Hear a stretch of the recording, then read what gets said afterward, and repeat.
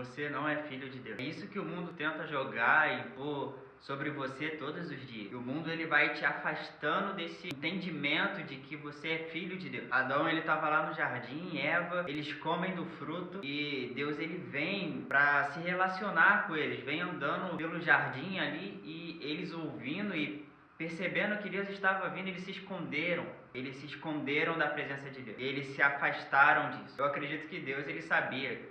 Ele sabe de todas as coisas, mas Deus ele vem e a pergunta que ele faz é: onde você está? Então nós vemos ao decorrer da Bíblia que o coração de Deus é sempre querendo um relacionamento, mas ali houve uma conexão perdida entre a criação e o Criador. Mas Deus ele envia o seu Filho para que essa conexão ela seja estabelecida. Tudo bem com você? Meu nome é Nathan. Se é a sua primeira vez aqui no canal, fique à vontade. Aqui tem vídeo todas as terças-feiras, às 8 horas da noite. Então vamos falar um pouco sobre isso, assim, dessa nossa identidade de filho de Deus. E a verdade que é que o pecado ele nos distancia de Deus, mas quando Adão ali, eles pecam, não é Deus que se distancia dele, mas eles que se afastam de Deus e se escondem de Deus. Mas Jesus veio e morreu pelos nossos pecados e levou sobre ele. E agora, você que veio para Jesus, você é uma nova criatura, né?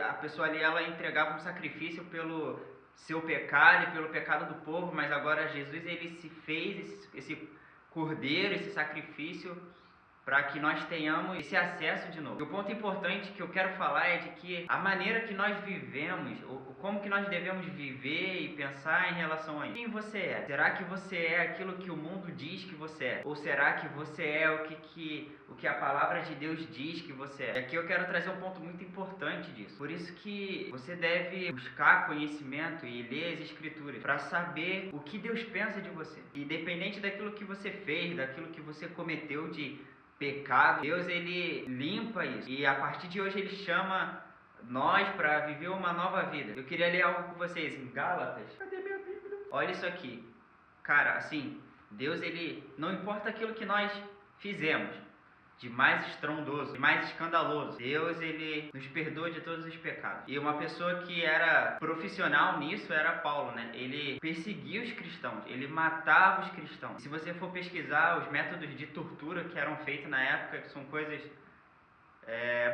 absolutamente loucuras, mas olha o que Paulo entendia, cara. Em Gálatas 1, no versículo 13, Paulo ele reconhece aquilo que ele fazia, aquilo que ele já fez. Ele fala assim: porque vocês ouviram qual foi no passado o meu modo de agir no judaísmo, como de forma violenta perseguia a igreja de Deus, procurava destruí-la. Então, olha o que Paulo sabia. Antes, essa era a minha forma de pensar. Olha o que eu fazia. Olha os lugares onde eu errei.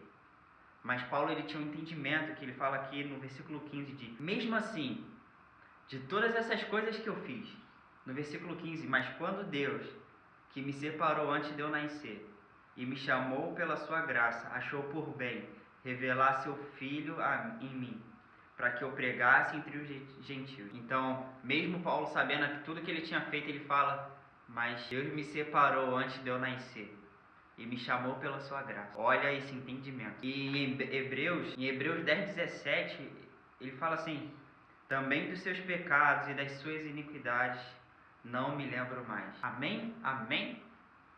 Então olha esse entendimento dos meus pecados e da minha iniquidade, Deus não se lembra mais. Não sei se Deus se ele esquece de alguma coisa. Entende? Porque fala, mas assim, é como se Deus ele escolhesse não se lembrar dos nossos pecados. É como se olhasse para nós assim e visse Jesus.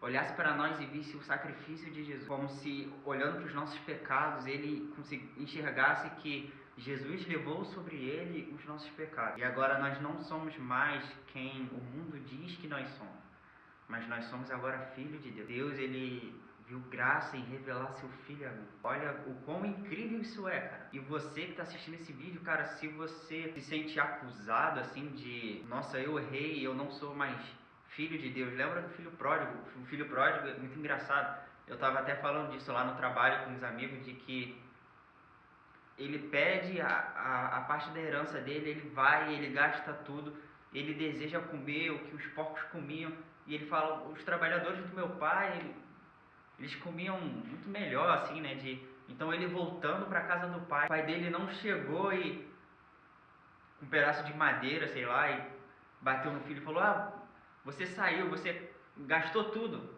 olha como você tá. Mas o pai dele, quando vê o filho, a palavra fala que ele vai correndo de encontro com ele e o abraça, e o filho fala assim, pai, eu não sou digno de ser chamado, seu filho me aceite como um dos seus escravos, como um dos seus trabalhadores. Mas a verdade é que um filho, ele não deixa de ser filho pelas atitudes que ele toma. É claro que o nosso coração aqui, não estou dizendo que você deve ter uma vida assim de escolher errar porque Deus vai te perdoar, mas é entender que agora você, sendo filho de Deus, você deve caminhar fugindo do pecado. E que o pecado ele não seja uma escolha. Então, eu quero que você entenda isso hoje, assim, de que nós somos filhos de Deus e nós somos amados por Ele. Amém? Que Deus te abençoe. Não saia desse vídeo antes de assistir um outro. Se inscreve no canal, manda esse vídeo para aquele seu amigo, comenta, divulga. Deus te abençoe. Até a semana que vem.